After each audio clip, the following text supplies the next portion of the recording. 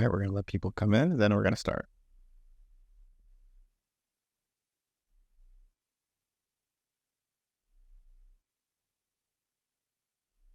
Right, I think we're leveling off now. Thanks for coming to the weekly Midjourney Office Hours. We do these every week, 12 p.m. Pacific Standard Time Wednesday. What we do is we talk a little about what we're thinking about, what we're working on, and then we take questions. And that was really good, and then we would focus on that one thing, and then we would ship something like at the end of this month. I think what we ended up finding was that we picked a bunch of fruits and everything kind of worked. So what that means is that it's hard for us to choose just one thing to package up in the V6 and ship it. Kind of feels like we should do all the things. And then the V6 will be even better. But it does mean that it'll take a little longer. So I think what we're looking at right now is a V6 that is probably like a much bigger jump in performance than V4 to V5. I don't know if it'll be as big as V3 to V4, but I think it'll be a much bigger jump than V4 to V5. So it'll be a pretty big jump. But it will take a little longer. I think that's probably the right thing to do. So most of the team is working on that. We are looking at coming out with some things before then to hold everybody over. So the two things we're looking at is a updated aesthetic system. And what it's looking like right now is that it makes the images a little bit more plain, but it makes them more accurate to the prompt and more coherent. And you can still make it any style. It's just that the default V5 style is a little opinionated sometimes, and it looks like right now it's backing off a tiny bit, but is more accurate, and it can still do anything weird if you ask it to. I feel mostly good about that. I think we're going to combine it with a second system, which is this aesthetic personalization system. So the goal is you'll be able to take an aesthetic personality test, and then it will kind of bias the sort of default vanilla style more to being your style by default. And that the combination of those two things should be pretty powerful. The goal of the personality test is it should give you a code like INTJ, something like a Myers-Briggs code. It'll probably be longer and less intelligible, but it'll be like a Myers-Briggs code, and then you can put it in your command line or setting thing, and you can share them, and so it should be pretty compatible with the community-oriented way we do things here, and I expect people to explore them together.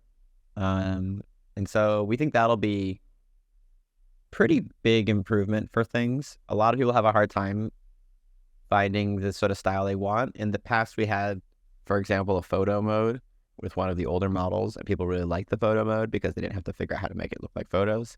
In this case, if you did the personality test in a way that just looks like photos, like you clearly prefer those, then it'll kind of figure that out and effectively give you things like that. But it won't just be photo mode versus not photo mode. It'll be a very wide range of different types of aesthetics that you can kind of dial in on. And so I think that'll really help people. Yeah, you'll be able to turn it up and down in strength, so it won't necessarily be, you can kind of, but I don't, so I think that's kind of what we're thinking will be released relatively short term.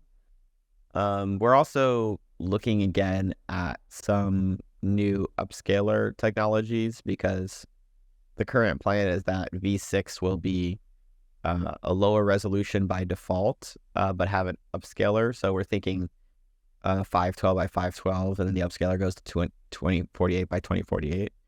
And so we're kind of been working on the upscaler anyway for V6, and we may be able to ship a version of that upscaler for V5. So in an ideal world, we'll ship the new aesthetic system, aesthetic personalization, and maybe an upscaler for V5. And then a bit after all that, the V6 will come, and it'll be a pretty big change. We'll probably also have bigger batch sizes by default in V6. That's one of the main reasons to make it lower resolution, but we'll see how that works user interface wise. And so those, and V6 should be better understanding text, better rendering text, better aesthetics, bigger batches, better upscaler, better image quality, pretty much better everything.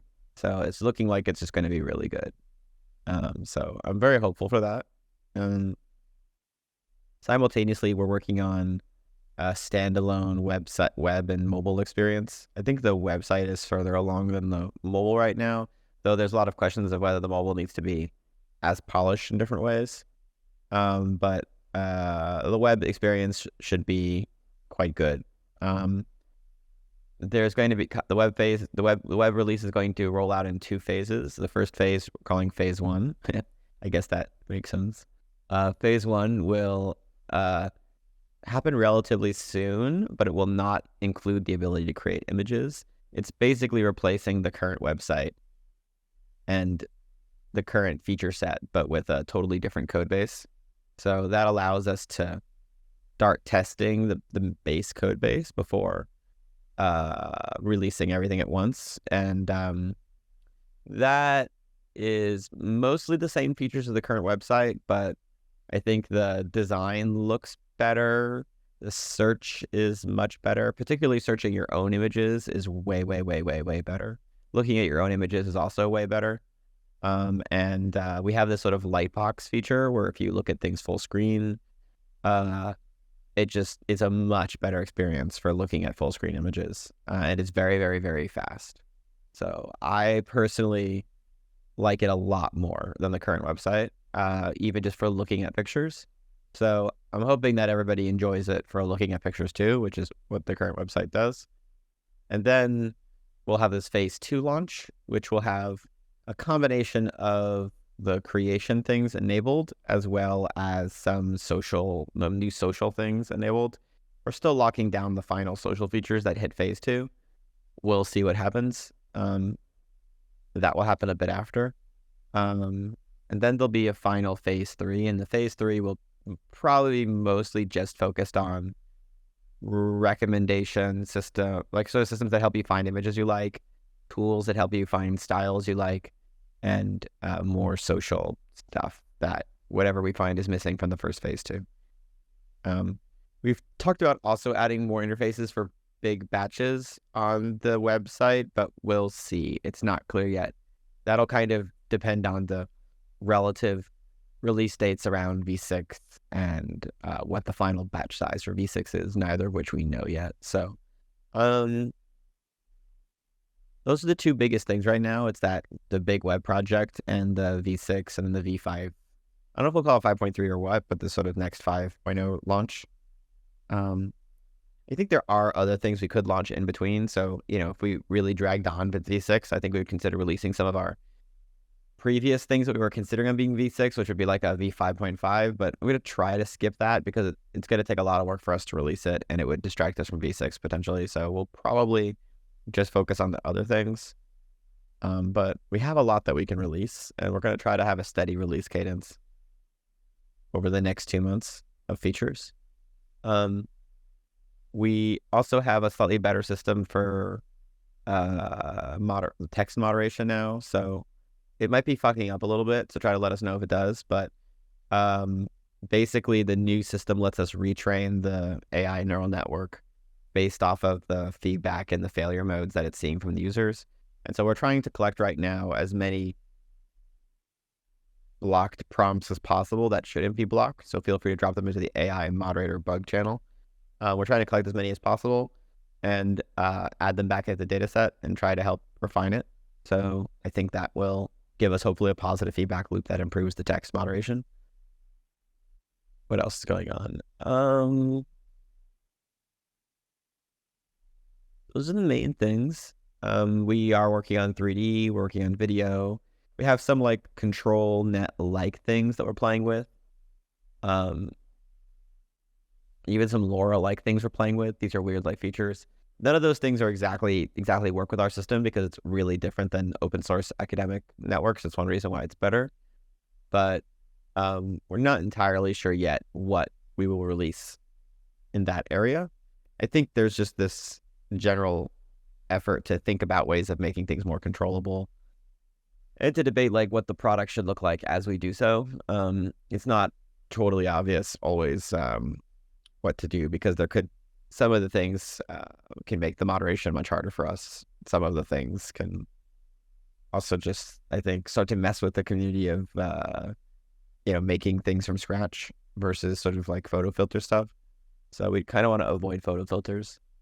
We kind of want to avoid photo editing. I do think one day we'll have stuff like that, but it might be on a different website, just to try to separate it out, to make it clear that these images were sort of purely made in this sort of AI universe versus these things are something different from a community standpoint. Yeah, I mean, yeah, so thinking about that, I would say that I'm probably least excited about, I'm not as excited about the control things. I'm actually pretty excited about the 3D stuff right now. We've gotten some really good 3D results in the last week or two. So, our goal is to eventually have something like upscale, but it makes it 3D. And the 3D should effectively have no loss in quality from the 2D. And so when that works, it's quite stunning. And so it's starting to work, and it is quite stunning. And I would say the team now feels 100% certain that we're going to have really good 3D stuff. I think we're more data limited right now, so there isn't a lot of 3D data to train a 3D system on. So we're in this sort of trying to find really good data, and we may have to collect a bunch of data with like drone fleets or something. I don't know, but we'll see. We may have to find some weird ways of scanning the world to get extra things. But we feel very good now that technically it's going to work quite well. We have some early proof concepts for video. Yeah, I'm sure our video will be better than any other video, but I mean, I think on the whole, the current video stuff out there kind of sucks, and trying to figure out what a really, trying to make it really good requires some unknown things, which could impact the cost or the timing. I would say we feel very confident that there will be something that is video-like that is really good. It might be more limited than general purpose video, but we feel like something will happen in the next 6 months there too. That'll be pretty, within some limited scope, will be quite compelling. And so, but I would say the 3D has been looking really, really surprisingly good this week. And so everyone's been feeling quite excited about that. Yeah. I think that's about it. Yeah, I think that's about it. We'd like to upgrade our servers faster, but the server rollouts have been really slow. So I would remind people right now that on Pro mode, for the Pro membership and the Mega membership, you get faster image generation, and it's kind of cheaper image generation. So it's like the Pro and the Mega modes will be a really good deal right now. So if you're making a lot of images, you may want to double consider moving to one of those, at least temporarily, because it is much faster and much better. And the reason why it's only on the Pro and Mega is just because those are the smallest user categories. If it makes sense, that the most users are $10, then there are less users that are 30, and less that are 60, and less that are 120, because it gets more expensive. And so if we only have a small number of machines, we want to roll it out to the smallest users first. And so the higher tiers right now have access to the newer server types, and it's just really good. So I would encourage people to upgrade if you are using it a lot right now, like this month, next month, because it doesn't look like that our server rollout has to probably, the number of newer servers probably has to double or triple in order to hit the standard $30 tiers. So it's going to take us some months to get there. And so for the next few months, probably the Pro and the Mega are doubly good deals. Eventually we'll have enough servers that we can push out to the 30, and then eventually have enough to push to the 10. But it just, there's been a lot of delays on the GPU rollouts for the last few months for various reasons. The kind of whole industry is doing this. It's not just us. So, we're doing our best, but that's just kind of how things are going. So I want to let people know. Anything else? Yeah, the phase 1 website is not going to have like profile pages, but it does have, you can see all your images and you can search for other users' images. We're kind of trying to move away temporarily from profile pages because there's a lot of features that involve like managing a profile page, and we're not really clear we want to have like profiles and followers and things like that on our network right now. So we're kind of trying to simplify things as much as possible so that we can get out really good creation and explore features. And then we're going to kind of try to add in social features back from like the most important thing to the least important thing. And the profiles are probably not the most important thing. It's probably, creating as groups or something. But we'll try to have other social, we'll try to kind of take it one step at a time.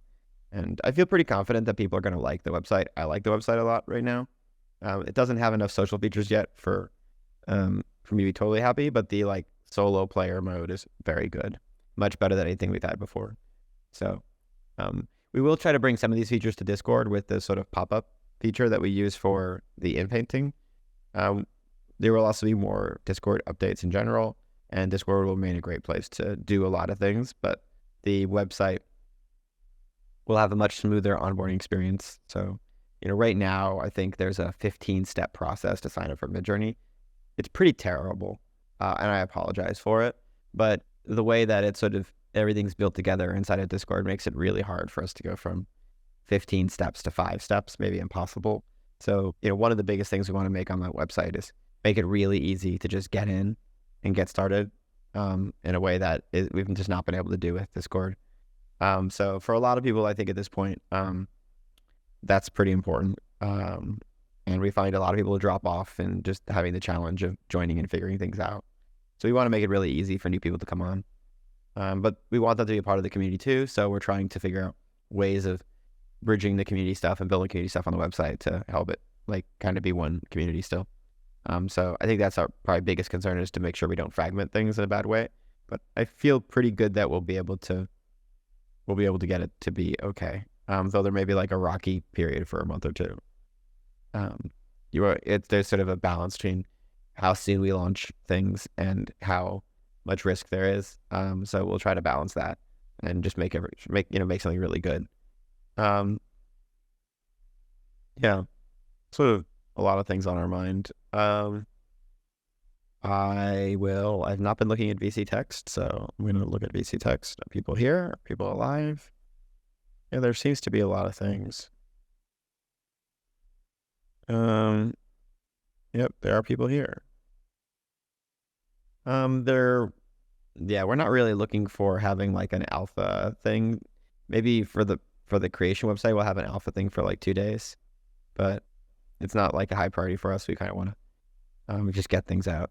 Maybe we may have an alpha test that's like for all paid users, but not for new users or something. Like we may not turn the onboarding on immediately, but there's definitely something that we're thinking about.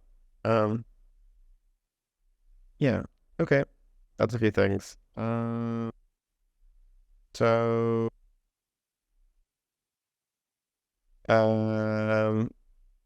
Yeah. Okay, we'll take some voice questions and try to keep it quick. Okay, just a reminder for people, we're gonna go down to 512 by 512, but then the upscaler will be like 2K by 2K. So the idea is that we want to have a lower resolution for the initial selection of the images, so that way we can give people more images. So if you get 3x3 or 4x4 images, making them each 10x24 or 10x24 is like not really necessary because most people don't like most of them. So the goal is to give people more images to choose from and then let them get bigger and good images of those. Yeah. Anyway, let's do some voice questions. Try to be quick on it, like not to say, like just so that we can get through different people. And that's like the number one thing people ask for. But hello. Hello. Hello. Thank you very much for this beautiful and amazing stuff. I I would like to use V6 because it is a big step forwards, and 3D is very nice too. And I have just a little question. It is not a very good question, but I said it fast. Um, are you planning to do just a little plan, a little free plan for, just for test? I don't know, just 4 picture per month, 4 picture per month, just for test and because if people test something, after I want to buy to activate the paid the Yeah, people can test. They say, "Wow, this is amazing! I want more." And yeah, we're gonna test different types of free trials on the website. On Discord, it hasn't been very helpful. It led to probably more abuse than signups, but we are testing it in some contexts again. So I think we'll definitely be testing some things. I'm actually less interested in a free tier in a free trial and more interested in a free tier, where we ask people to do more data labeling in exchange for free images, because then people who just can't afford things can use it, and it makes the service better for everybody else. So that's something we think about a lot. nice. The new website, I think, yes, I think it will be very, very easier for developers for make the free system in the website instead of Discord. Mm-hmm. Nice. Thank you for this. I'm very happy that you work on a free system just for test updates, or every month there is very big updates in the Midjourney, and it is very fun when we can test just a little, just for have a preview of the new functions. No worries. We're working really hard to get things out there too. So I'm happy everyone's having fun. Thank you very much. Yeah. Good luck.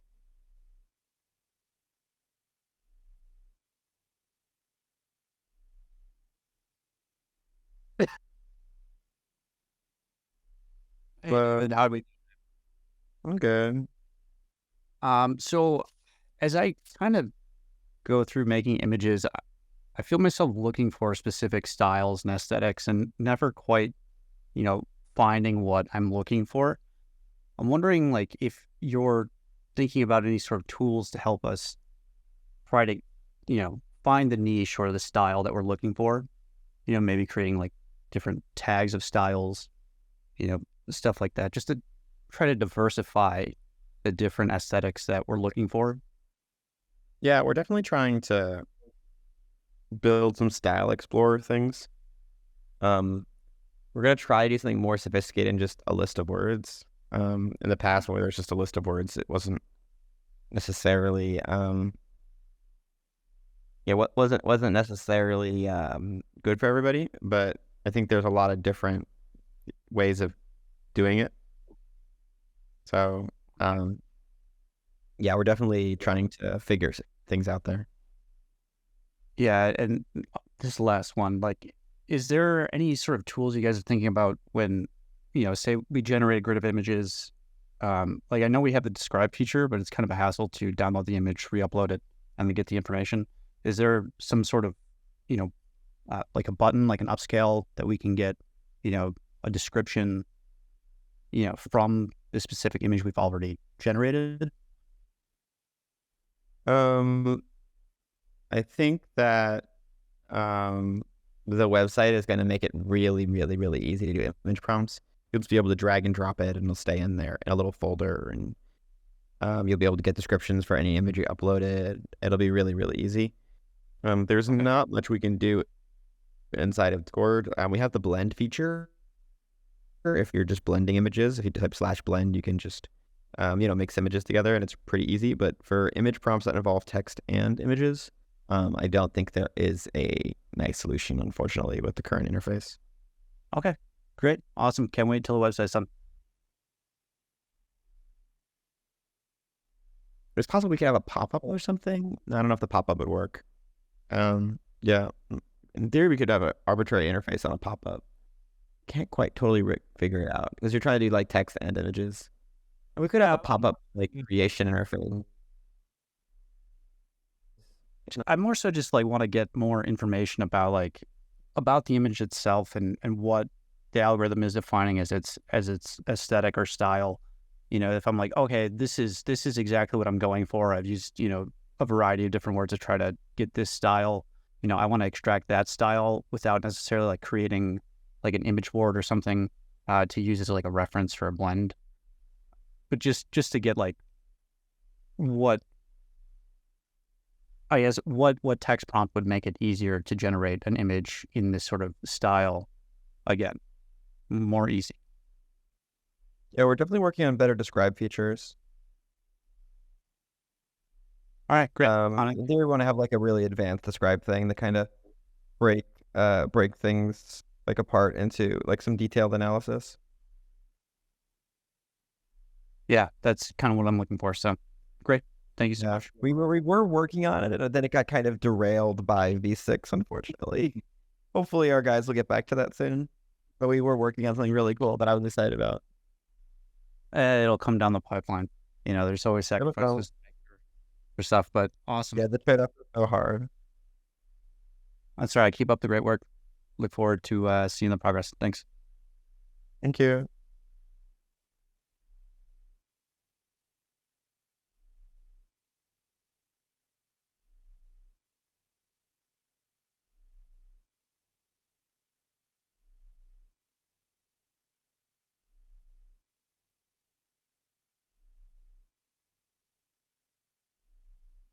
Anyone else coming up? Hello. Hello. Hi. Thanks so much for having us. I've been loving the zoom out feature, and I'm curious if there's a way that I can sort of stack this prompt.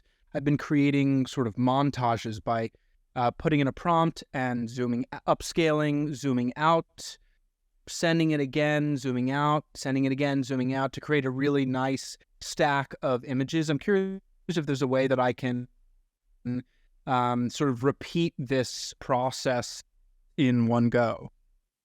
Sorry, you're saying just changing the prompt as you zoom out, or I missed that. Sorry. That's all right. I'll try to explain again. So I've been having a lot of fun using the zoom out feature. I send a prompt and upscale image number 1, for example, and then zoom out. And I repeat that process manually 30 times to create these fun videos and stacks of images.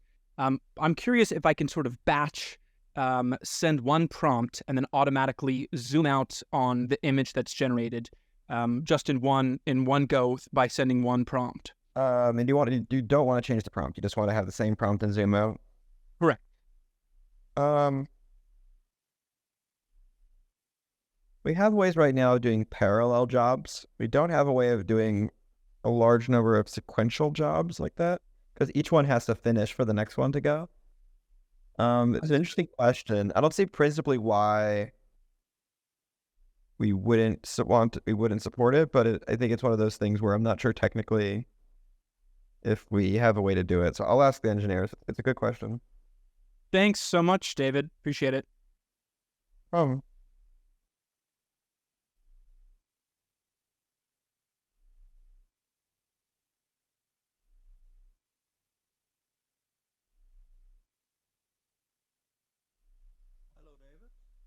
Hello. You said the main problem with 3D is that there's a lack of training data, right? Mm-hmm. How about making a way of improved feedback where we can re-upload the stuff we altered? Because I assume in the first few months when we get 3D, mostly those people will use it who already know a bit of 3D and optimize it themselves. You could create your own army of 3D feedback to improve the algorithm. Yeah, we'll definitely have feedback systems on the 3D. I do think that our goal is to make a 3D thing that regular people like to use. So, for example, if there's no loss in quality, you can kind of make something 3D and then zoom the camera around, and you get nice parallax, and you can change angles and things like that. And so I think, and there's a few other really cool features. So I think we're going to try to make something 3D that everybody likes. I actually am not sure that advanced users, like professionals, will like the 3D as much because we're not prioritizing mesh output or things like that as much. It does look like we're gonna have mesh output. Like I saw some meshes today that were surprisingly good. But meshes are definitely not the focus. It's more about just sort of being able to move around the space and to get a sense of space from the image. So it's definitely more optimized around regular people using it. And then the way that regular people use it should help us make it better. We might have like a rating thing, just like for 2D images, but for 3D. One day I'd like it if everything was just 3D by default all the time, but not yet. How about a 3D rating where we can just, if it's in a image, we can look around, but VR users jump around in different worlds just to explore and enjoy them, maybe with friends, and give an option to just say, yes, this is great, or this is bad. That would be a really fun experience. Yeah, I would definitely let people view 3D in different things. I don't know, depending on the exact type of 3D we're doing, different types of 3D like devices might be better than others, but we don't know. Yeah. And always keep in mind what I learned the hard way. When I watched the 3D models I made on the PC, my screen was way too small, and I first learned how bad the quality was when I looked at it in VR, because I had too low poly and too optimized, and it just looked ugly because of that. Let us say if we look the 3D on our phone, laptop, or in VR, that will create another layer of data quality for you. Yeah, we'll definitely try to figure out how to use the community more and more for data. That's all I want to know. Thanks. Bye. I will.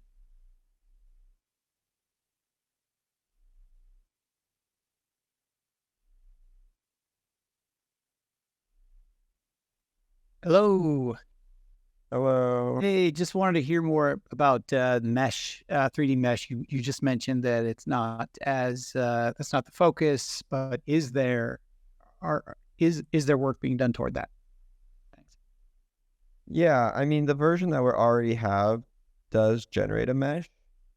It's a pretty rough mesh, to be honest. So yeah, it's pretty rough.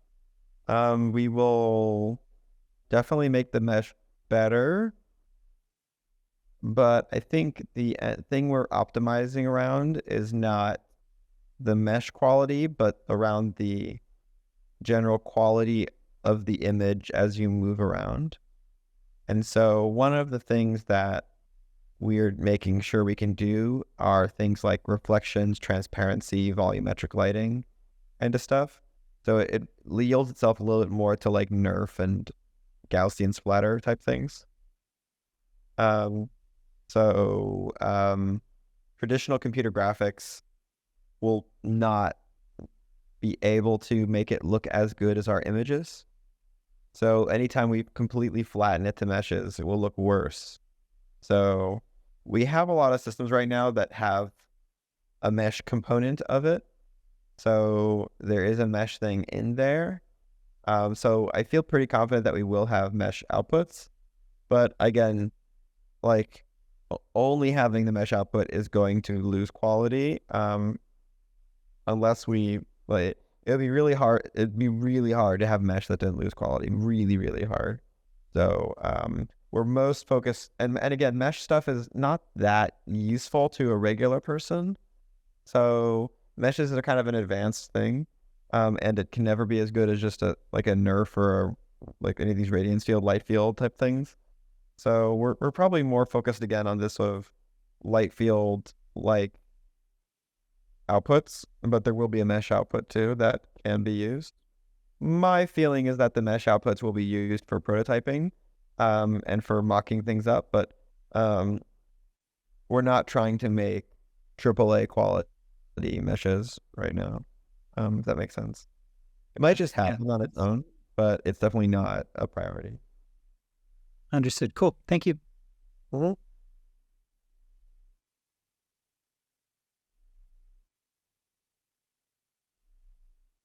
I think it's probably fair to say that there's no reason why we couldn't do AAA quality meshes.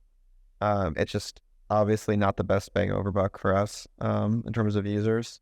So it probably will eventually happen if there's a market need for it, like broadly. But yeah, right now it's definitely not the number one thing.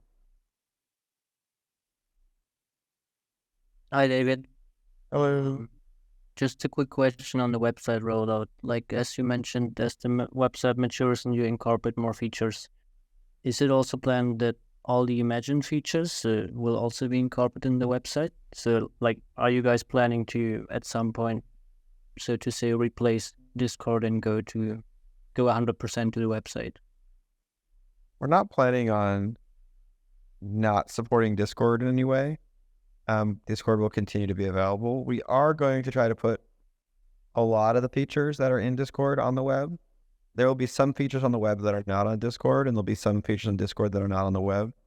For example, we don't have any plans to do emoji reactions or something like, on the website, like where she can do like threading or like conversation threads and things like that. Like there are a lot of social things that Discord does as a chat and community place that it doesn't necessarily make sense for us to replicate. But then we're going to have a lot of things that probably don't work well in Discord, like big grid interfaces and full screen interfaces. And like 3D stuff. So it's probably not going to diverge super fast, but it's really hard in the long term to keep them in sync. All right. Thank you so much. Mm-hmm.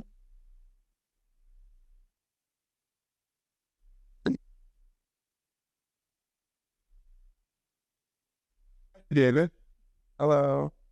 I had a question about the resolution and your plans to reduce, I guess, the thumbnail resolution and then to use an upscaler to produce a larger image.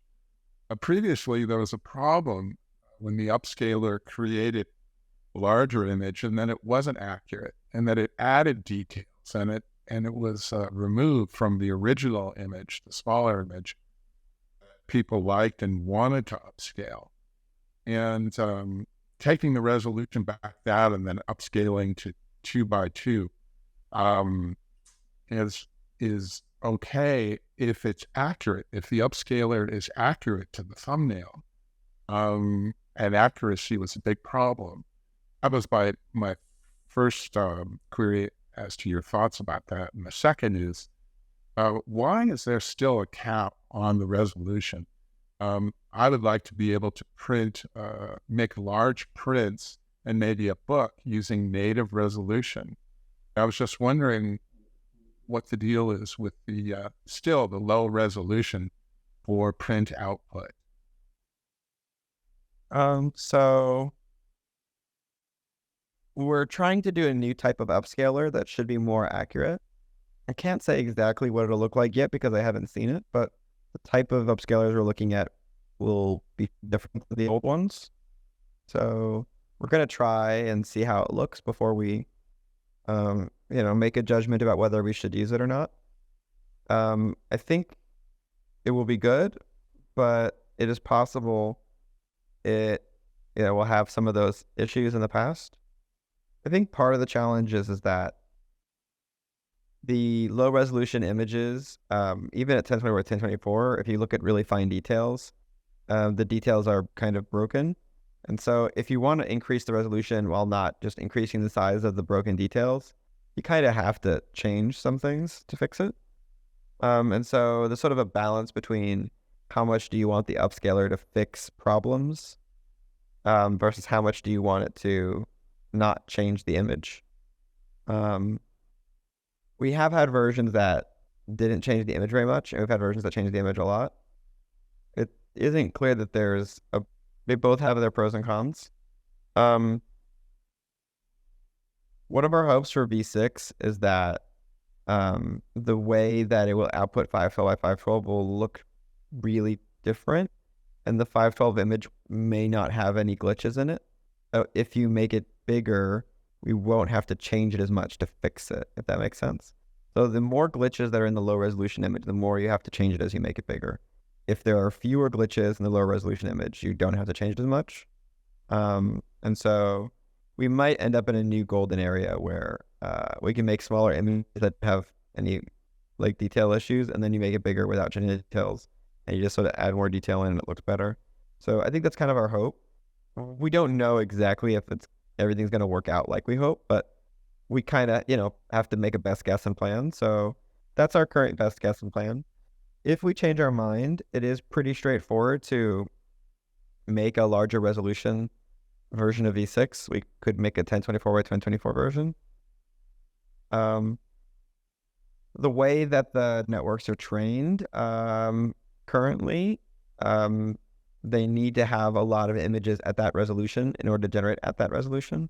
So we don't have enough images that are at 2048 by 2048 to train a native version of V5 at that resolution. So we are working on gathering more high resolution data that will allow us to do that.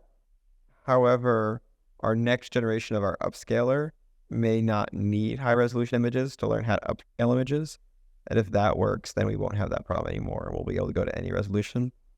But the current way we do high resolution requires that we have millions and millions of images at that resolution. And the way it works is that the higher the resolution your image is, the fewer images you have at that resolution. So we've had an issue in the past where when we try to train a 2048 by 2848 version of V5, we had fewer images at that resolution. Say we had more photos and say fewer paintings or something. And then all of a sudden it couldn't, the photos would look great at high resolution, but the paintings wouldn't. So it wasn't able to kind of keep its high resolution across all the types of images. And we felt it would be frustrating to release something like that. That's kind of, go ahead. I'm sorry, do you anticipate a time when someone might be able to create a Midjourney image and print it out at 40 by 60 for a gallery show or a book or something like that? Is that too far off just because of the lack of source images or? So what we're trying to do is we're trying to build an upscaler that can make things high resolution without having examples at that high resolution. And so if we're able to get that working well, then we should be able to go to much higher resolutions without any problems. So we kind of see the issue with the current system. And so we're trying to build a system that doesn't have that issue anymore. So that's kind of our reasoning right now. Okay, that's it. Thanks.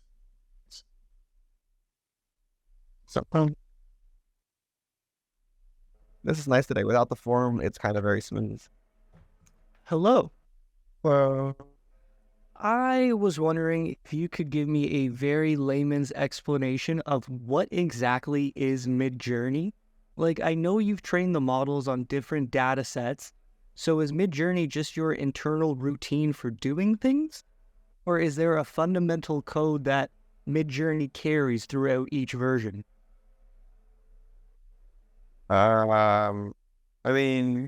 We train models, and I'm not sure if I'm not sure if I totally understand your question. Can you rephrase it a little bit?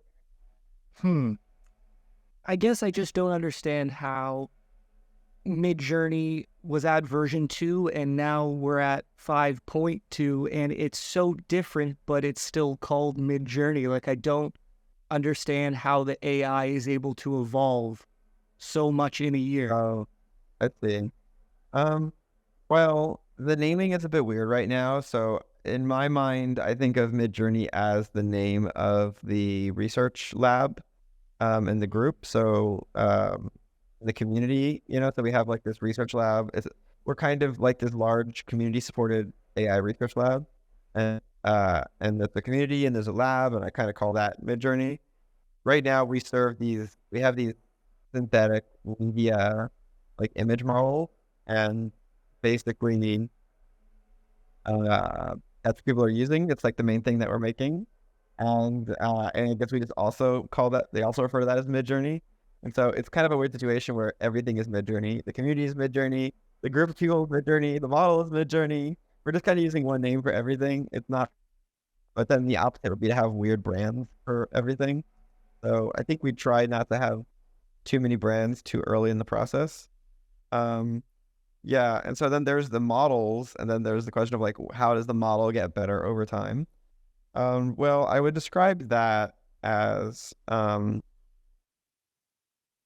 AI has gotten better over time because 2 years ago, we understood most of the principles of the technology that would allow this to be possible.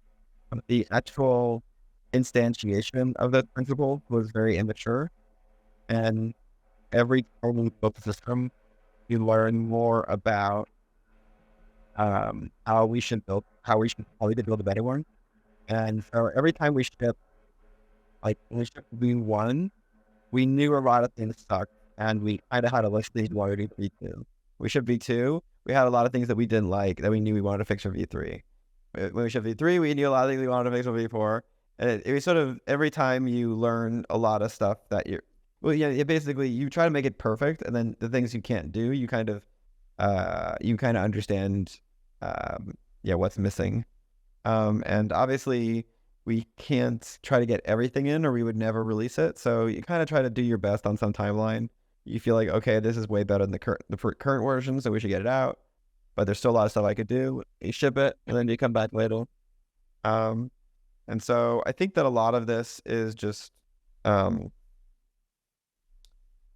some extent, we have a lot of the principles, the physics, and the math, yes, and now we're going from like theory to practice, and basically, the applied and practice side is improving a lot. There are definitely some theory things that we're discovering along the way too. And though those are somewhat detail oriented, like exactly how should the information pass through the system? How should it know about the individual letters of the words? Should it just kind of have like high level vibes? What are aesthetics? How do aesthetics vary in people?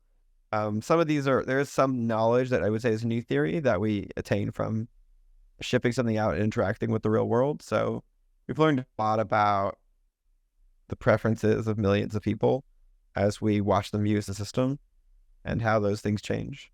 So we're recently looking at how like men versus women make different aesthetic choices. And we're trying to make our next version so that the aesthetics are a little bit more balanced demographically, because right now the user data goes back into making the system better, but there are more men than women on the platform. That's what it does, is it kind of biases all the aesthetics towards sort of male aesthetics, which I guess is great for the males, but can push some of the women out. So I think we're trying to, like, we're learning a lot of things constantly about like what makes this work the way it works. How do we make it better? Some things we kind of knew from day one. Like we know from day one that we want more data and better data, and that bigger models are probably better to some extent. And we still haven't really fully figured out, like we haven't fully explored that.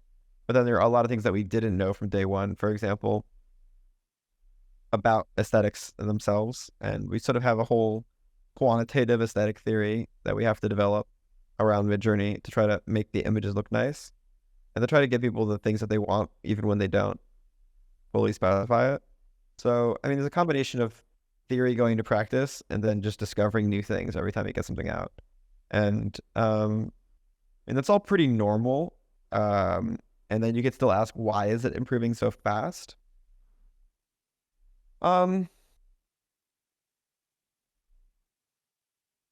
think there's just a lot of really powerful techniques that we've learned in the AI field over the past few years. And the techniques the full capability of those techniques still have not been realized in any field. And it's kind of like there's an innovation, and the innovation is so big, it takes a while to really fully understand it and to instantiate it, and it feels like it moves fast. So a similar example is probably electricity or the invention of fire. And, when we kind of discovered fire or electricity, things probably changed a lot really fast. But it took a while for it to kind of mature out.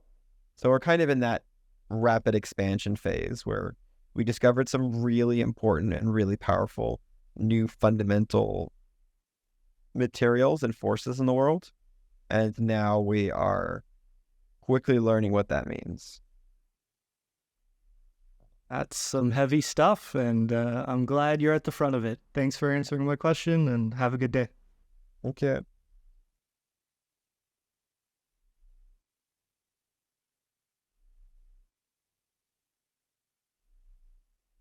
Hello. Hey, how are you doing? Good. I don't know if you remember, but we talked the first office hours and I invited you to Berlin for some clubbing. Nice. I still haven't made it to Berlin. I'm sorry. But thank you for inviting me to come. I don't know if I'm ready yet for one of those 48-hour raves. I get you, man.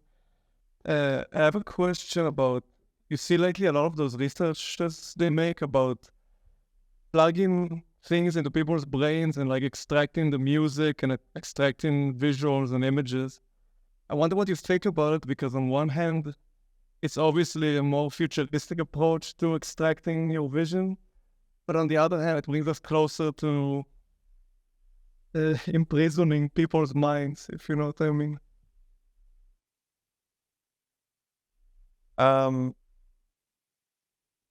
Tell me more tell me more what you mean when you say imprisoning minds.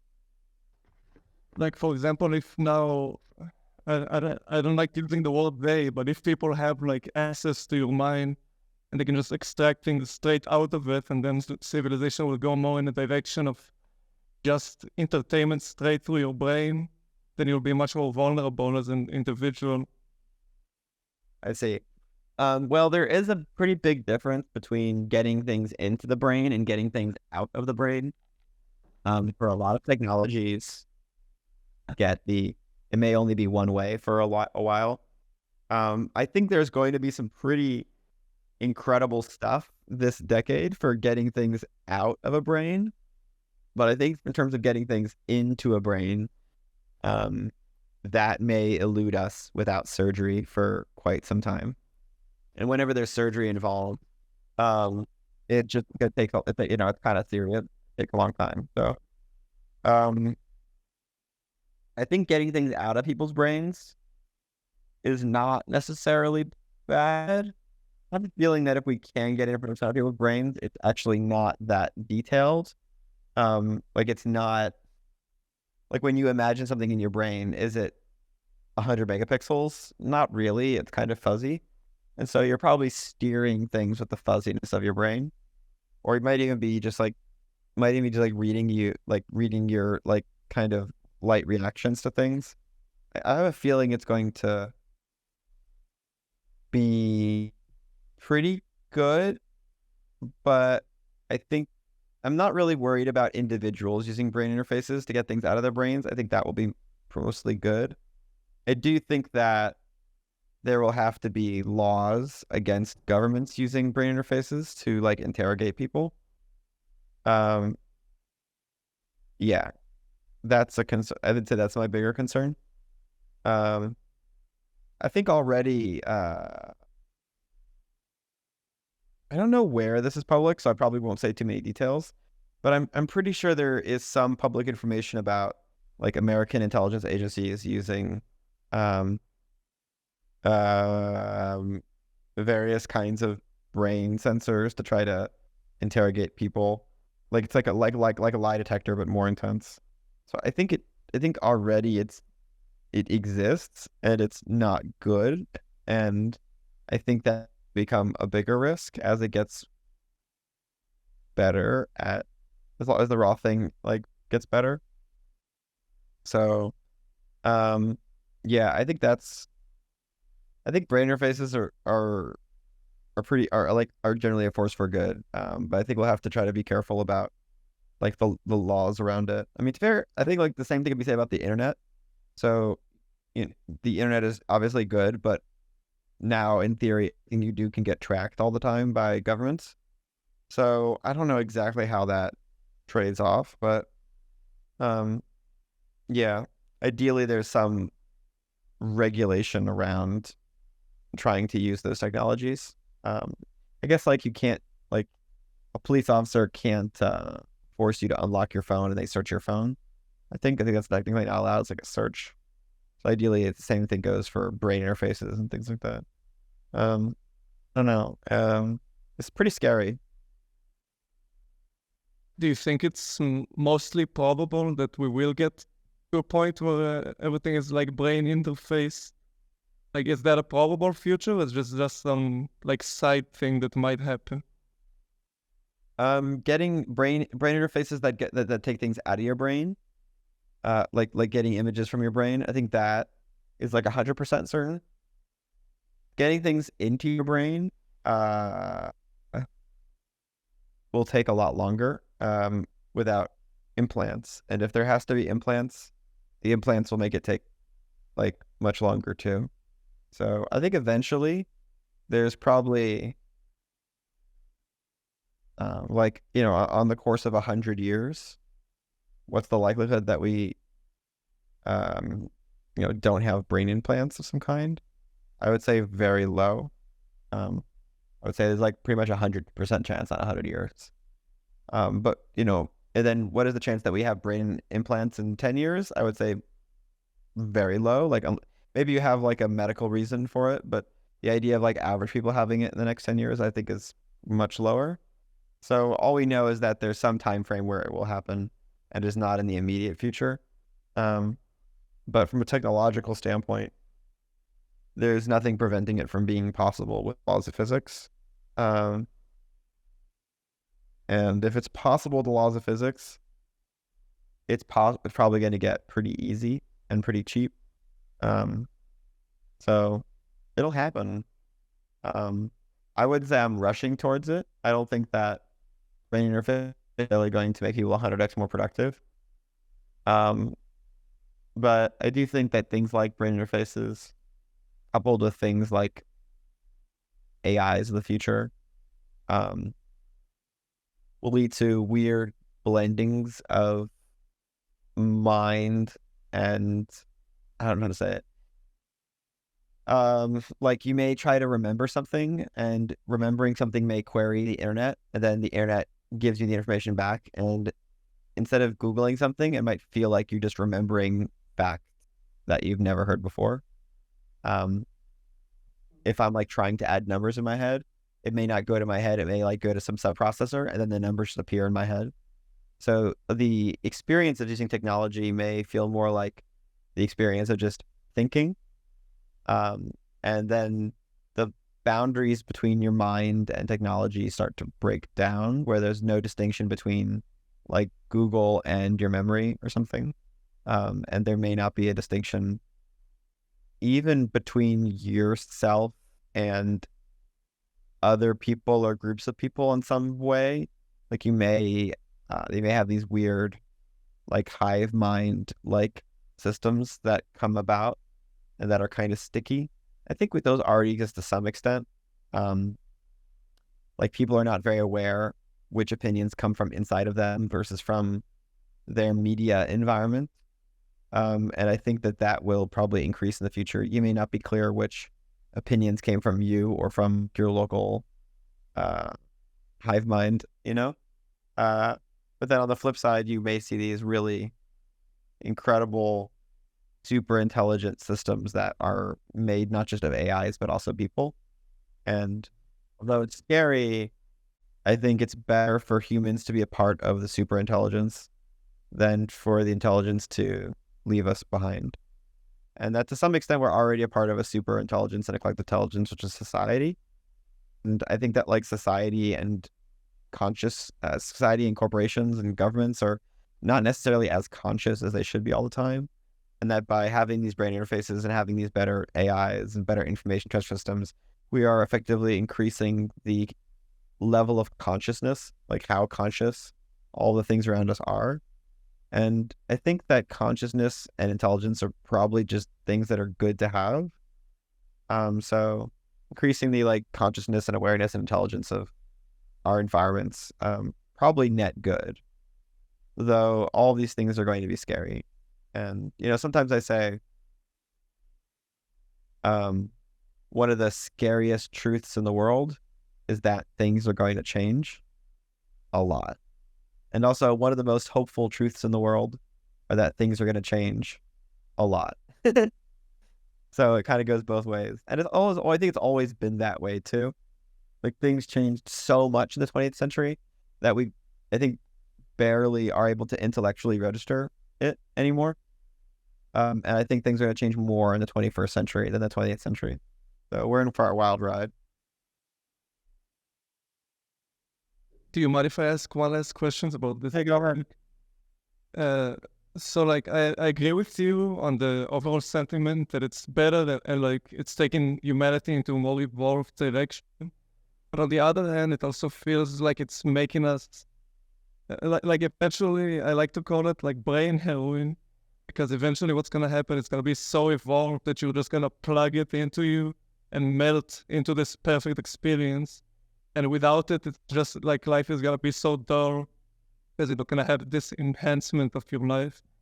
Eventually, we're going to be like slugs that have to plug into this shell in order to exist. You know what I mean? So it is expanding our mind on one point, but on the other hand, it's completely numbing. I imagine it's somewhat similar to like smartphones and TikTok, whereas people find reality pretty boring if you put your smartphone away for a few minutes. But then if you lose your smartphone for a week, you kind of come back to normal human existence. I imagine it's going to be the same thing as that, where if you jack out of the future technology, things will seem really dull. But if you leave yourself out of it, you'll acclimate back, just like you would with the smartphone. It might take longer, but it should be similar. But don't you think it's going to be almost impossible to plug out in that case? Like when it's so evolved and people live in this metaverse reality, everybody's physical body is so weak. I'm talking about like faraway future, I guess. But like how, like if you plug out, you're almost prehistoric at that point. I don't see people even plugging out. I think it's more likely that if you're jacked into the Matrix, you'll have like some other system that keeps you really muscular and ripped and fit all the time, and you're like have like a perfect nutrition. So I don't think we're gonna have people who like, unjack out of the Matrix and they are like not able to move or get up. I think it's more likely that that people will be healthier and stronger and more beautiful, like both inside and outside of the virtual universe. The virtual universe has a way of spilling out into the rest of the universe, so I think it'll kind of all just get better. I think there's an interesting question of like, do we effectively become like disembodied software at some point? And I don't have the answer to that. I think that will depend on our aesthetics as a subspecies. Like, do we find that being embodied in the world has some meaning, or do we find the virtual world has more meaning? Right now, virtual reality has not done a very good job at convincing people to leave the real world. The real world is still pretty great and pretty motivating. But it's, who knows where things go. I think things will stay more physical. But, I mean, there are really good books about software humans. Like, Greg Egan has a really good book called Diaspora. And that's about effectively the sort of software humans of the future that don't really have bodies anymore. And to be honest, if you read the book, it doesn't sound that bad. That's not to say that I would necessarily choose that future, But I think that if we choose that future, it will not be because it is a bad future. It'll be because it is a good future. I wrote the thing in that channel. And then similarly, there's another book called like the Ian Hank's Culture series. And that's the opposite, where we have super intelligences and everyone's just like super beautiful and young all the time and really smart, and they can like change genders at will. And sort of, there's that world too. And it's not clear which direction it goes. I think whatever it is will be compelling to us in some strong way because we're choosing it. That's all I can say. And usually you don't look back on the past and say, boy, I wish we had Ebola again, So I think whatever we choose, we'll probably be happier with it and we won't look back and regret it. That said, like, the future does tend to involve losing things. And it's not so much about losing things as it is about transformation in general. And I think that that's just like part of, I think it's sort of like, yeah, there's only two choices, growth or decay. And both growth and decay are fundamentally like processes of transformation where you don't stay the same. And so I think there's one of those sort of things where like, no matter what, things need to change in a pretty profound ways. And the question is not whether things change, but which things we hold on to that are most important. So it's unclear to me what we hold on to, but we will hold on to something. We always do. But I mean, I would be happy to go back and say like, Socrates had this thing called the Critique of Literature, where he talked about how books would basically make us dumber. And I think he was right. I think books did make us dumber, but I think that literary culture had a network effect that allowed us to build new types of civilizations that were not otherwise possible. And so although I think we lost certain forms of intelligence, particularly in certain extreme forms of intelligence, the net effect on the world of humanity was better. And like, I think we're coming back to it now. Like, oral culture is coming back with like TikTok and Twitter. And that's really interesting. But I think there's always going to be this sort of like back and forths. Yeah.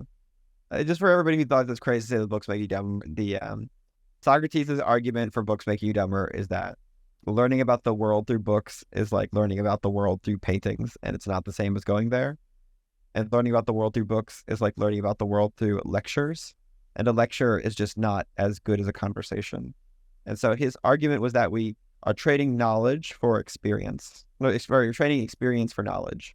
So people have the appearance of wisdom, but all it is these sort of like words on a paper that somebody else wrote down, that they may not even, that don't come from any interaction with anything. And I think his argument is that the wisdom that comes from reading can be somewhat illusory. I think that's obviously right to some extent. There's obviously other good things about writing too. But hard not to agree that, the other thing he said is that it's as easy to write things down that are lies than that are truths.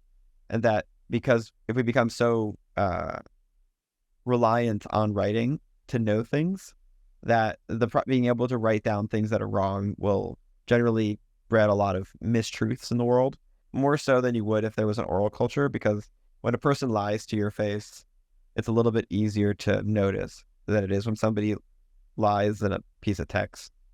And so his thought is that people would generally become less critical of things. And I think that's right. I think that did happen too. So I think Socrates was right in all of his criticisms, but I think that adopting a literary culture was still also right in terms of the progression of civilization. I think we're going to probably make some more trade-offs over the next 100 years that are in that vein, but I don't think we'll necessarily regret it any more than we regret the fact that we have books.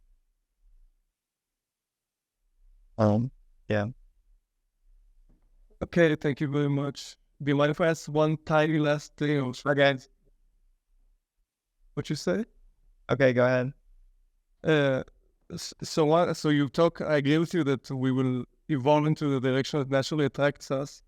But don't you think that if AI works perfectly and we do it the way it should be, eventually we'll get to a point where it creates a perfectly personalized entertainment system for you, and then everything is so personalized that it knows what to click every spot in your brain to always satisfy it. So it will create us these separate realities. Like, why would I need to connect to you when my AI perfectly simulates my life? You know what I mean? Like, it would be the human connection once it's perfectly simulating us separately. I mean, this might be a situation where it's good that civilization doesn't optimize for happiness. If civilization did optimize for happiness, then there's an argument that everyone should just be on drugs all the time, but it doesn't. Civilization absolutely doesn't optimize for our happiness. It definitely optimizes for some element of growth and productivity.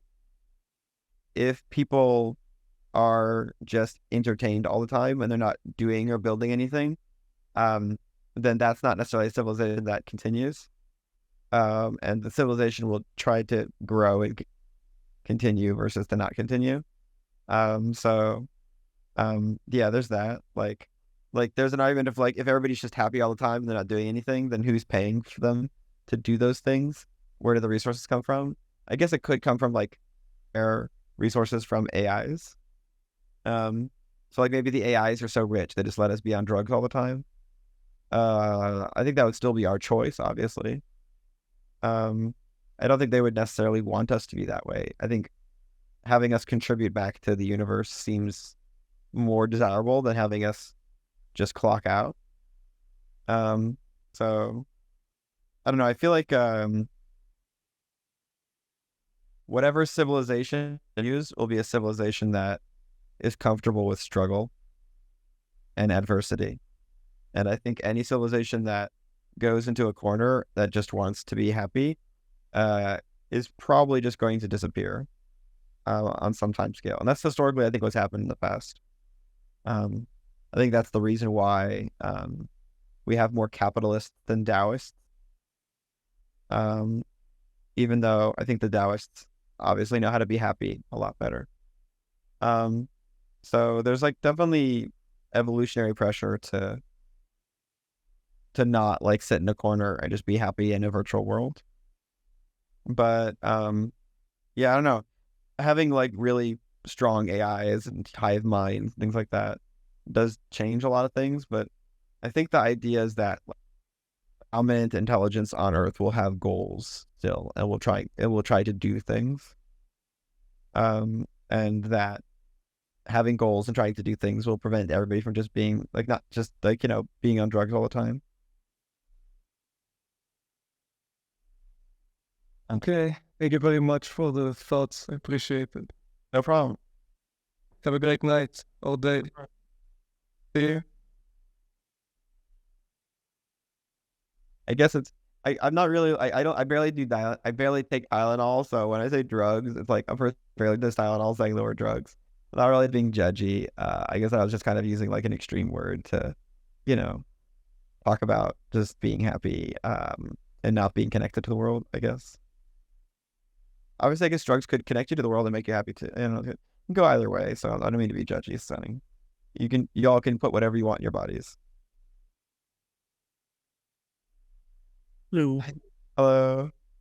I was wondering if you could kind of explain how, I'm not sure how to say this right, but how Midjourney does resolution. Like, would it be possible to set like just like set like a pixel density or something of like just like 16-bit, and then have the image be just basically pixel art like that? Or is it yeah, I guess that's kind of the question. You're asking about resolution, or like spatial resolution? Yeah, I guess just like yeah, because I'm thinking of like trying to do like a Game Boy game and make a Game Boy game and just like make pixel art using Midjourney. And I just kind of wondering how, I guess how you guys render pixels and stuff like that. And I'm not sure how to technically state the question. Sorry. Yeah, we don't do pixel art very well right now. I don't really have a good reason I can explain, but usually my recommendation is if you want something that looks low res, you know, ask it for pixel art, ask it for Game Boy art, and then go into Photoshop or some other program and then like decrease the resolution or pixelate it, you know? And if you like pixelate something as a post process, and you told Midjourney that it should be like pixel art, it looks quite good.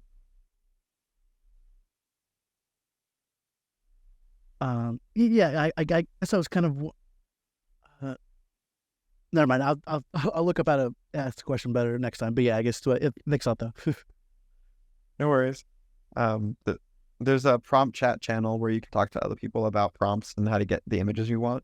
So I would encourage you to, potentially poke around the channels. Be able to find people who can help as well.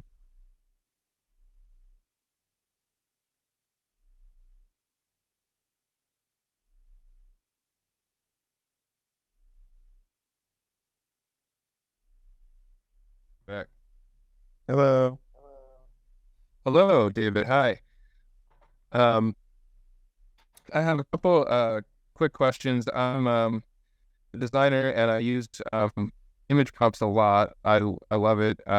It helps a lot. I use it actually for concepting and stuff a lot with clients and other designers, specific like products, and trying to really to take it from, to use Midjourney. It's sort of our original concepting, to take it from concepting to real products in the real world. So I'm really excited about the 3D stuff that's coming down the pipe. But I did want to ask specifically about image prompts and stuff that's happening right now, or maybe in version 6 and stuff. And do you anticipate being able to add more than the limit for images now, so we can do more complex mixes of things, or be able to potentially upload an image and specify what you want to use out of the image as part of the image prompts? Is, I guess, one question for I have a couple other questions just about color changes and stuff.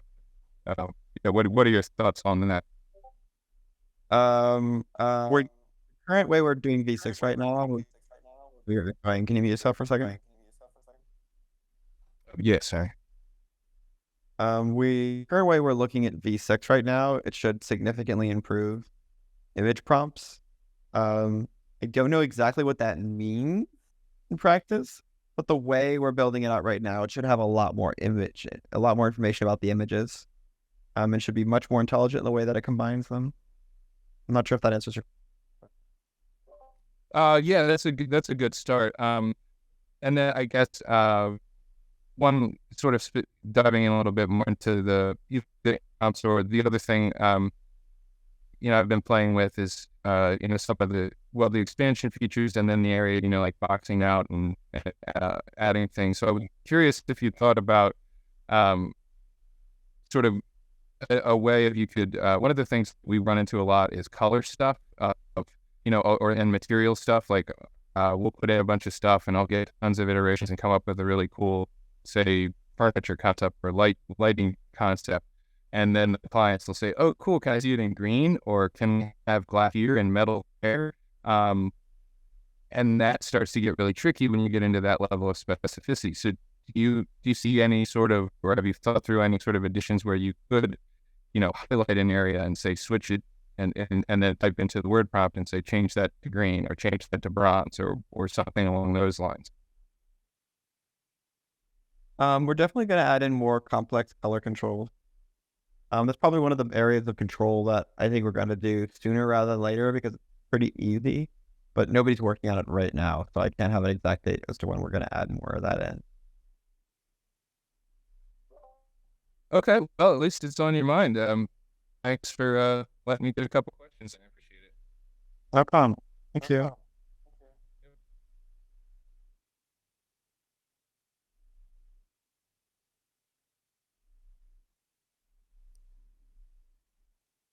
Hello. Hello. So right now, it's really easy to generate like beautiful scenes of reality in Midjourney, but they're trying to make the impossible beautiful and be like really difficult. I'm wondering how much like you guys are focused on being able to imagine our reality versus new realities. Example might be like, a simple example could be like, regular street suburban scene, but like there's dolphins flying instead of birds, right? Or like a house is made of some weird material, but it fits within that like suburban scene. That kind of stuff is really difficult to make look good right now. So yeah, just curious, like when we can make the impossible beautiful and like imagine these new type of realities outside of, what looks beautiful in the real world today. Yeah, there's a lot of weird things that the system doesn't do very well right now, like a horse riding a person. And that kind of has to do with some nuances around the AI model itself, which we're trying to improve. And those things will improve, hopefully a lot in V6, but certainly even more in the future. Okay, got it. And then on the 3D stuff, do you consider like 3D and motion separately, or do you see them kind of playing together? The algorithms are somewhat similar. Like we took our 3D algorithm and asked it to do video, and it basically did the same. It could do the same thing, kind of just like another dimension of the image in some ways. And so the algorithms are similar. There's no reason why we can't do 4D stuff, or 4D is like 3D moving stuff, So as goal is to have both 3D and motion, but we're not quite ready yet to build that. But I think the intention is to be able to do both. Gotcha. When you mentioned nerfs, like a lot of what people are doing and playing around with nerfs right now is like moving the camera through it, right? Playing director. Yeah. So, wondering if like that's like an entry point for motion, or you see it as something like bigger and more interesting than what that could provide. Well, people will certainly be able to move the camera around in 3D, and I think that'll be a great use for the 3D. But our intention is to eventually have it where you can move the camera around and the things in the scene are also moving. No, those are like separate. Those are separate features, essentially. So right now, we're building out moving images and 3D spaces, and then eventually the goal is to have 3D moving spaces. Interesting. Yeah, do you see it as like do you have any sort of like shape or form of how that looks? Is it prompting? Is it UI? Is it like selecting objects within once you generate this sort of 3D scene, like isolating objects and reprompting them like we would remixing? Like, is it fitting into like the current way that we do things, or is it going to be an entirely new way of doing things? I'm not sure. It'll probably be somewhat different. I don't know exactly what it'll be like. Okay. Cool, that's all I really had. So, I did have one other little thing about the batch size. And what like size batches are you experimenting with? And like, have you like run tests or like found like the right number there? Like I'm thinking about like the paradox of choice sort of thing here, where like having too many isn't necessarily a good thing. But wondering if you've given thought. We haven't really tested it that much yet. I mean, we know that it's going to be between 2x2 and 8x8, because we have a lot of experience in using those sort of ranges. We generally find that anything outside of 8x8 is too much, even for us. But almost everybody on the Midjourney team uses 8x8 after spending a few weeks on it. So we definitely kind of see like a natural maximum. I don't know exactly. We also may have like different user interface for smartphones, because you can't just put 8x8 images on a smartphone. And it's possible the smartphone the user interfaces will become the ones on desktop too. So I think it's going to be more dependent on user interface and on onboarding, which those are going to be hard to understand. Although it's also very much based on the technology and what can we actually render out economically. So I would say it's like first technology, then user interface, and then also like the onboarding thing last, because onboarding is important, but I just like leave it 2x2 for new people and then have a higher tiered version, after that. Makes sense. Okay, cool. That's it. Appreciate it. See you next Wednesday. Thank you. I don't necessarily mean like a higher priced version. I mean more of like an advanced mode or something. Maybe there's like another mode.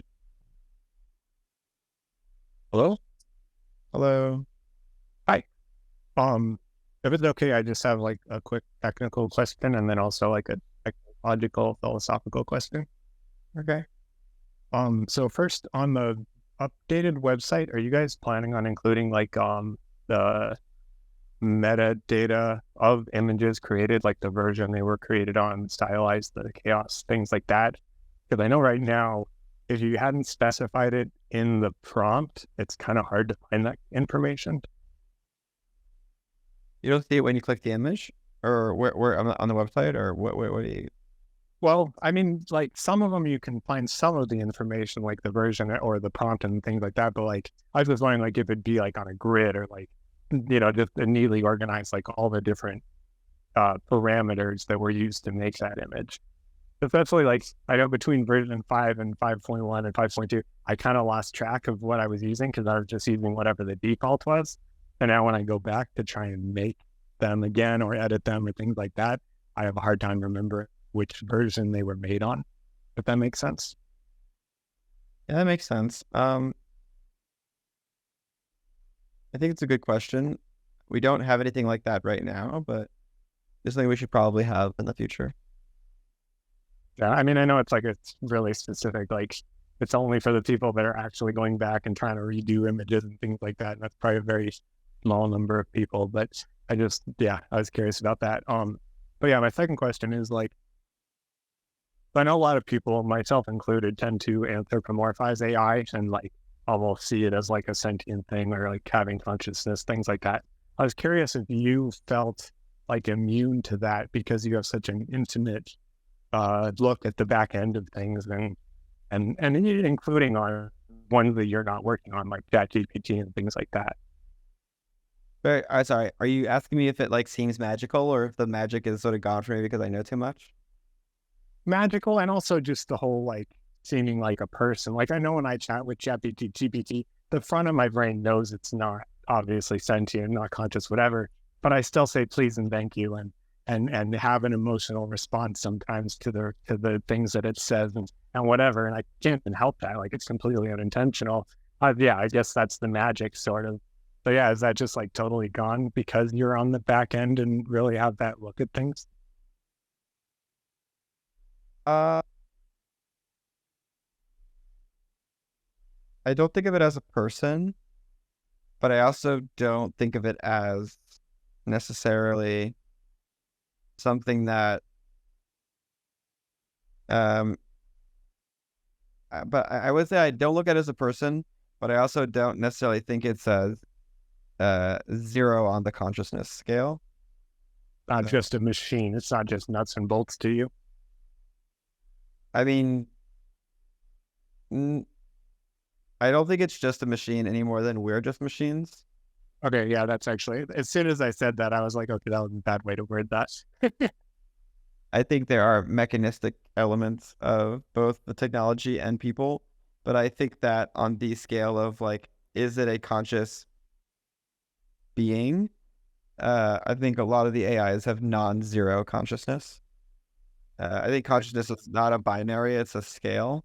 And I think that some people are probably more there are some days where we're more conscious than other days. And there are different levels of consciousness in animals. I think that the consciousness of the language models is probably somewhere between a spider and a mouse, but it is closer to a spider, which is not that conscious, but it is non-zero. And it's kind of a weird consciousness because like its consciousness is like booted up from scratch. Like a new spider is created and the new consciousness is spawned every time you send it a message from scratch. It doesn't have a continuous consciousness of any kind. So it's kind of like you create a spider, instantiate it with all the memory of the previous spider, or should like have it like look over what the previous spider did, and then do another thing, and then it like smash it. Kind of intense. We're not very nice to spiders. We're not very nice to mice either, to be honest. Some of us aren't very nice to AIs either, it seems. Or shrimp. I mean, maybe it's like a shrimp. Like, I think we kill 20 trillion shrimps a year or something crazy like that. I think we kill 20 trillion shrimp and 30 billion chickens and like 4 billion cows. Like, we're not very nice to animals. True. So they're definitely not people yet. And they're not even at the level of pigs or mice. But I think it's non-zero. So I think of it as, yeah. I think I and there were times where maybe I didn't think that was true, and I ways to try to challenge that and to challenge myself, and I came away pretty uncomfortable. So, yeah. Kind of like if you're like, oh, a spider isn't alive, I'm going to try doing things to it, and you're like, oh, fuck, I'm never doing that again, And Yeah, definitely. it's not that I'm not going to like smash a spider still, but I'm not going to fuck with a spider, Yeah. And it has to do with like how hard you're thinking about it and how much you're examining it. Yeah. I mean, I still kill bugs. I feel weird about that. I probably shouldn't, but I do. Yeah. But yeah, I don't know. I guess I definitely I don't think of them as people. I don't think of them as they're not people. That may be different one day, but I think the current systems are more these they're like these weird prejudices that appear and disappear very fast, and somehow have like imbued knowledge of a lot of the world or culture. Yeah. And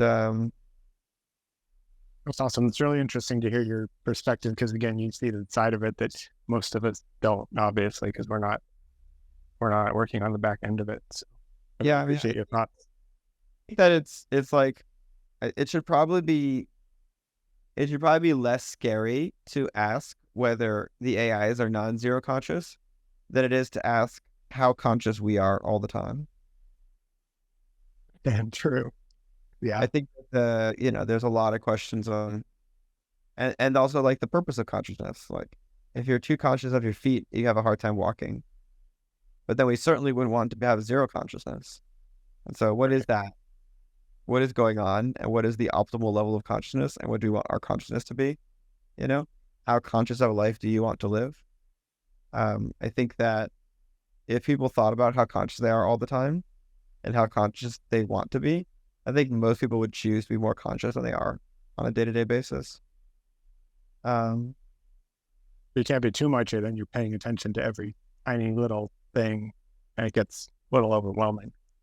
Yeah, I think on average they're more conscious, but there's some people who might be overly conscious.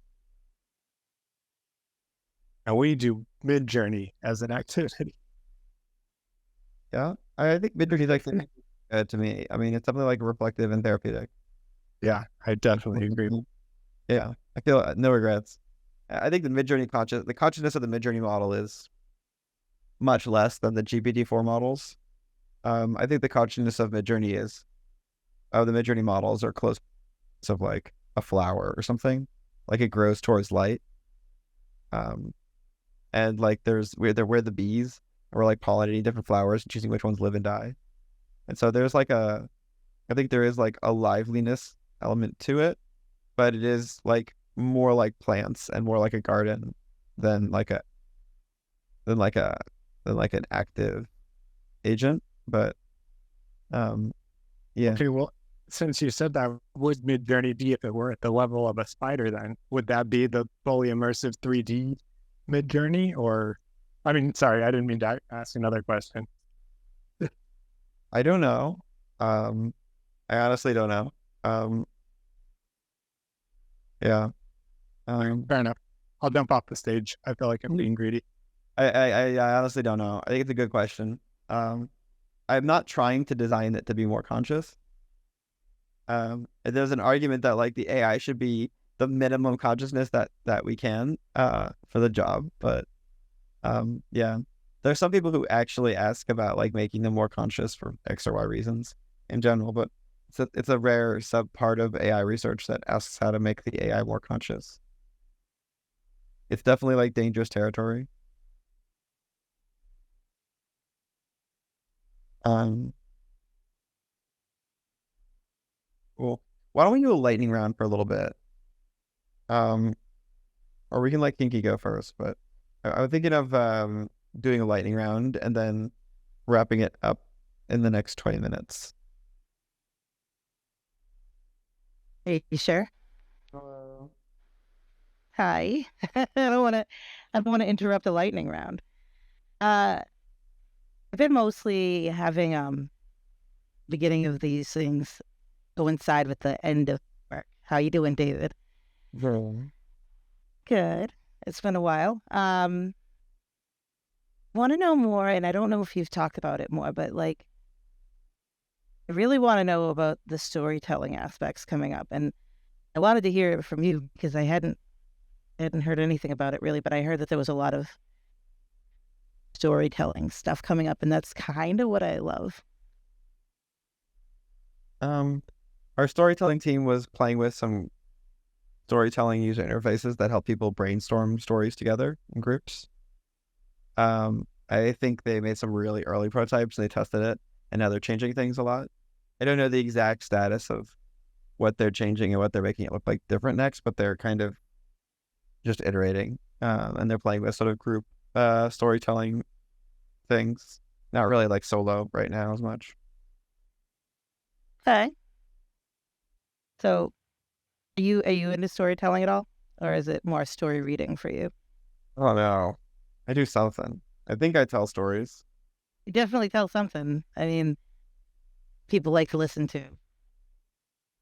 Yeah, I definitely tell stories. I read stories too. I don't know if I would sit down and tell stories.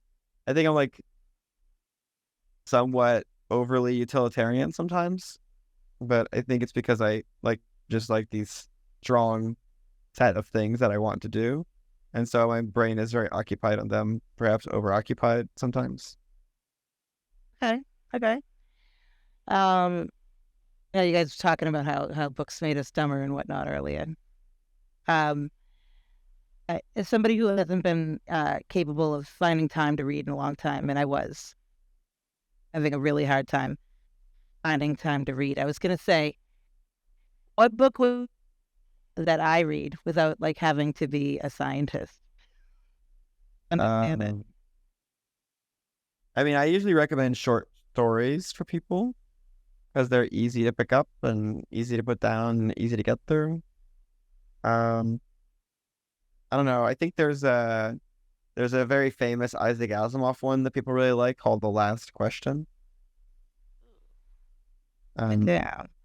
And so that one's, I think The Last Question is maybe the most famous sci-fi short story ever. And it's very short. I think it's like 10 pages. It's very short, but it's very, very, very, very famous. It's like, basically, it's cool that like one of the most famous sci-fi stories ever written. Actually, like, I think it's probably one of the most famous sci-fi stories in general ever written, but it's also a short story. I think it was like open your eyes to the fact that sci-fi is good and people want to eat more of it up kind of thing. Yeah, I think so. Yeah, I mean it's pretty short. It's pretty good. Yeah. I think everyone likes it. I don't think I've ever heard anyone who didn't like it. Yeah. There's another really good short story that I like that was written on Tumblr actually, called it's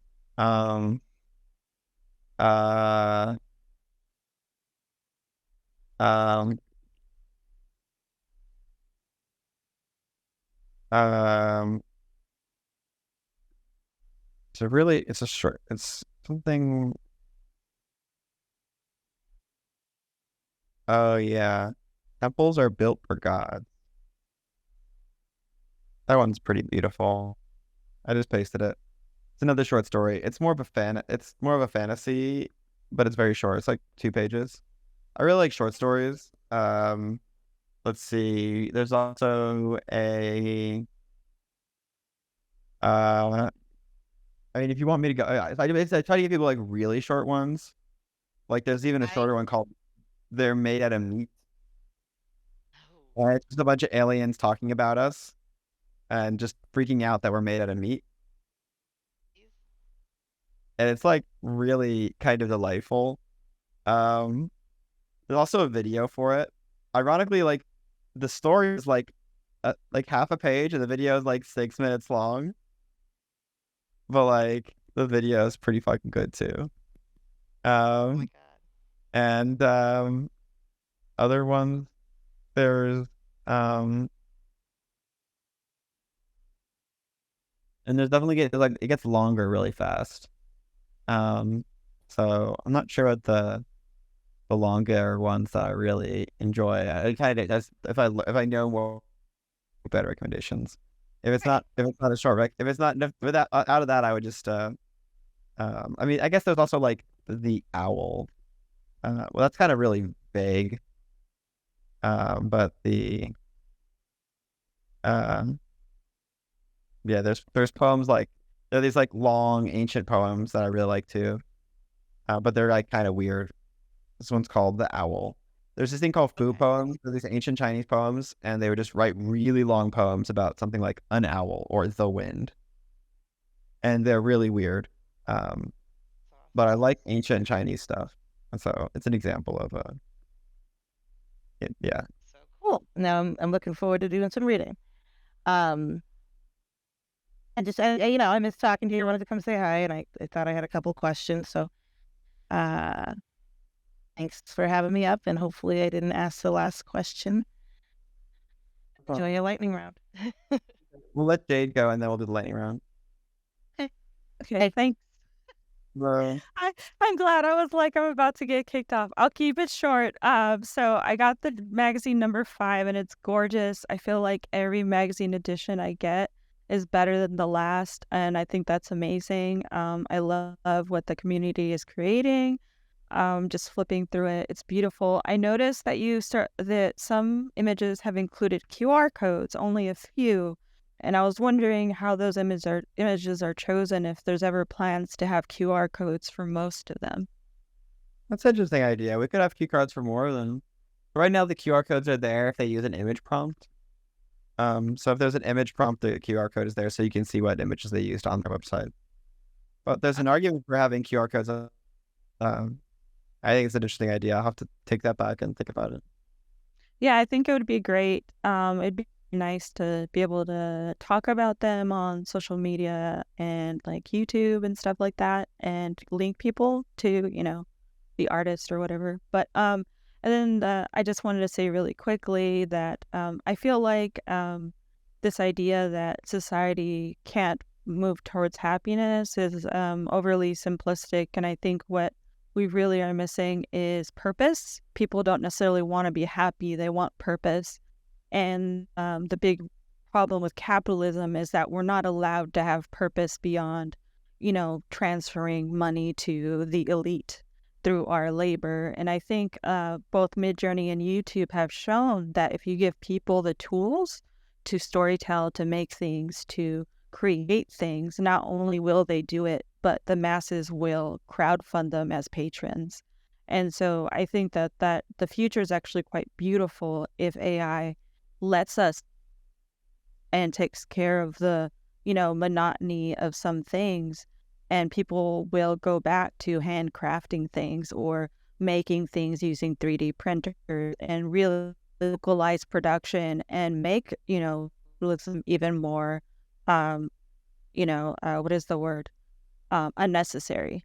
And so I think that that's the future, and that's what I'm hoping for from AI, is that, in fact, we will allow to be getting back to being human and making things and taking care of each other and, helping our communities. So, but thank you so much for the time. I'm really looking forward to future issues of the magazine, and yeah. Yeah, that's a cool thought. Max, who's working on the storytelling stuff with us, he sometimes thinks that the future is more of like people getting around to fire and telling stories like they used to 1,000 years ago, but the fire sort of becomes alive and swirls around the room and sort of makes these worlds, I find that like kind of an inspiring vision sometimes. I think that's more likely the future that I'm hoping for. in post scarcity. That's what I'm really hoping for. I mean, lack of a reduced scarcity or post scarcity. Yeah, post scarcity, we can just human. We can create or take care of each other or follow whatever call we have. Even being a doctor, there's a huge barrier to entry. Being a teacher now, they don't pay enough, so people have left teaching. Like, these are things people actually love to do, but they're being blocked out of it by capitalism. So I think that, a vast majority of humans would actually do positive things with free time. Yeah, I think there's definitely elements of like letting everybody be able to create and explore and making that like a core part of the experience of being human, And obviously, like, it's available to everybody, but I think it's more available now that we're trying to make it and more powerful and deeper now, and like allowing people to kind of like push to the sort of extremes of like anything humans have ever made, but like in their spare time. Like the guy who made the Pope photo was like a 31-year-old construction worker. It's like it's a fun example. Sometimes their BuzzFeed came after them. We're like, why'd you do it? I know, yeah. Information. He goes, man, I was a 31-year-old construction worker in Chicago, and I was tripping on shrooms, and I thought it was fun. Yeah, like that's what to know what to do. Yeah, I'm excited for the website. I'm sad that Discord has been a barrier for entry because those are the stories I want to hear. Like, that's who I want, making stuff. I want everyone to be able to tap into their mind and show something, because everyone has that possibility. They just don't know it yet. I agree. All right. I think let's do the last lightning round. And then we're going to call it for the day. Thank you, Jay. Thank you. Bye. All right. So lightning round means type your questions in the chat. I'm going to try to just get through as many as I can. Yeah. So we're going to have a new describe feature at some point, and it will be more accurate and more detailed and do other things. We will try to have like older issues of the magazine available on Amazon and maybe some pack, or we'll have a reprint at the end of the year that has them all together. I think we're still I think we were thinking of changing how image rating worked for the next website, but we decided just to back out of it, and we'll just like leave the emojis for now, and we'll come to new ways of organizing later. The current front page on the new website looks the same, but we're working on a much more complicated one that kind of ensures as well as like shows off more weird things. Yeah, it's hard to do a update every single week. I wish we could. I'm sorry. We don't actually have the ability to do it.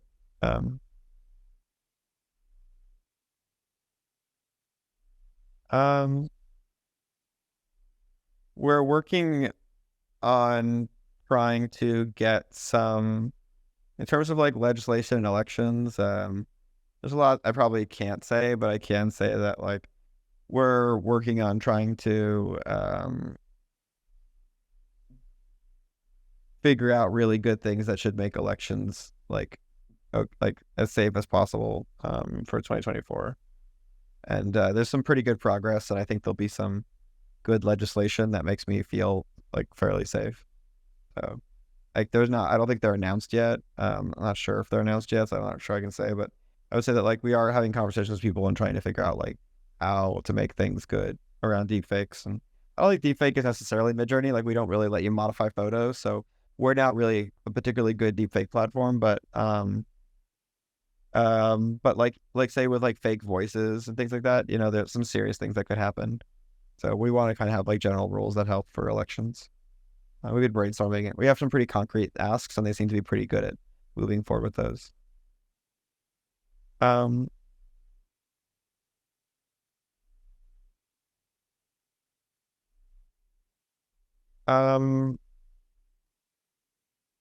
Yeah. We might make it easier for people to figure out if an image was made with Midjourney at some point, but we want to be careful that it's not used to like we'll see. So trying to figure out like the right balance there. But eventually like there'll be ways that we can at least we'll be able to tell if we want to tell, and we'll probably like have tools that allow moderators on major social platforms to tell if something was made with Midjourney. That way, if somebody said that like something bad happened in the real world and everyone's freaking out because they don't know if it happened, like a moderator on the platform could figure out that it didn't happen and take it down.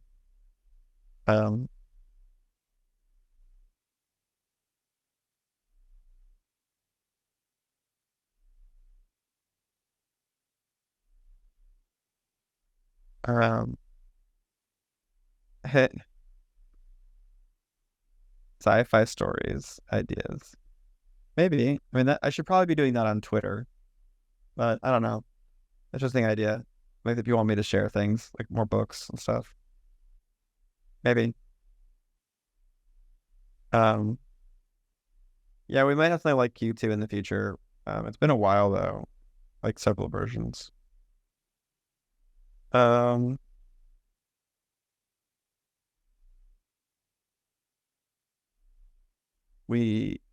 I think there's some weird things on the website right now. If you're not subscribed, like certain things might not work.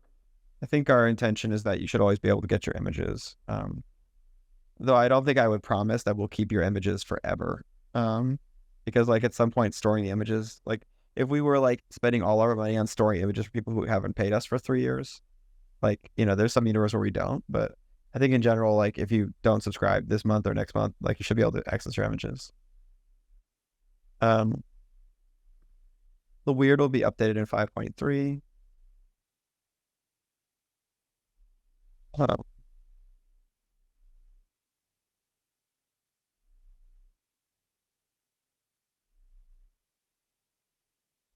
What company's AI strategy are you most excited by?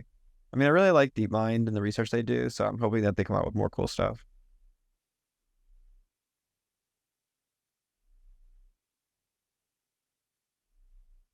I'm excited for like, I can't say other things because like, you know, they're secret still. Yeah,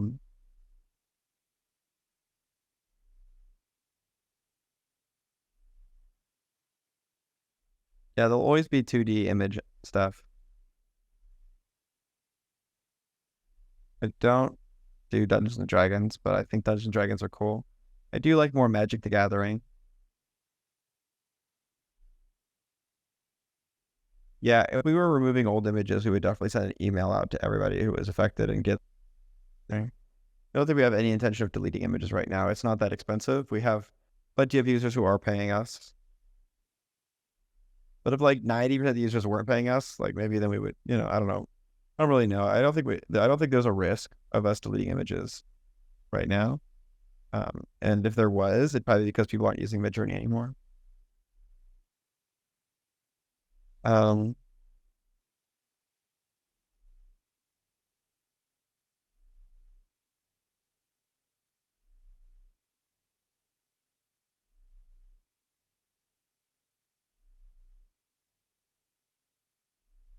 Yeah, I would like Midjourney merch one day, but it's yeah, I haven't really gotten around to it. We want to change our branding a bit and have a better logo. Yeah. I don't really want to comment on specific startups. In general, I think that like being a startup in the synthetic media space with Midjourney is almost pointless because we're kind of like, and there isn't really any niches right now that make sense to be in. We kind of will like unfortunately crush everything with our size and scale. So in general, I think that like if somebody's in the AI space, they should try to do something that other people can't do. This is what I usually try to do. Is I try to do something like we're uniquely going to be good at. So I think, yeah, I feel bad for all the small startups. Yeah, I would not want to be one of them.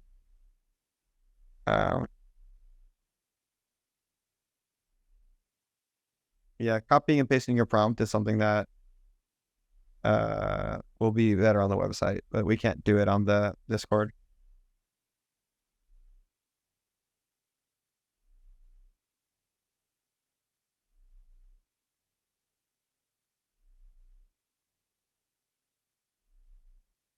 We are working on video, but it's not coming out anytime soon. A username, custom hoodies, that's fun.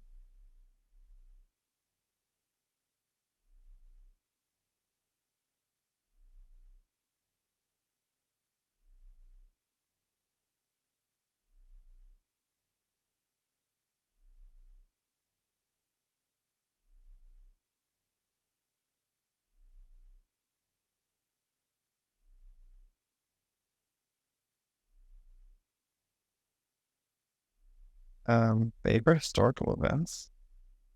I don't know.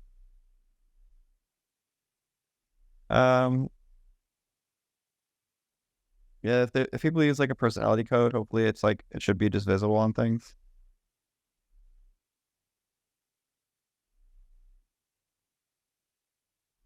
Um, don't have a favorite movie, honestly.